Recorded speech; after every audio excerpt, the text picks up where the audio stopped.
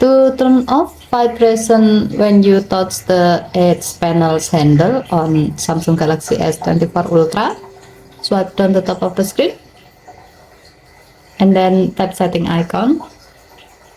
Scroll down the screen to find display. Tap display. Scroll down the screen. Tap edge panels. Tap handle.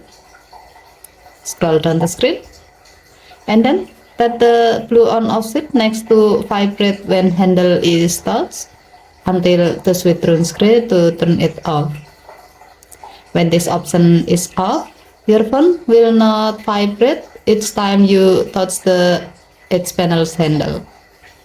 Okay, thank you for watching. Please help to like and subscribe.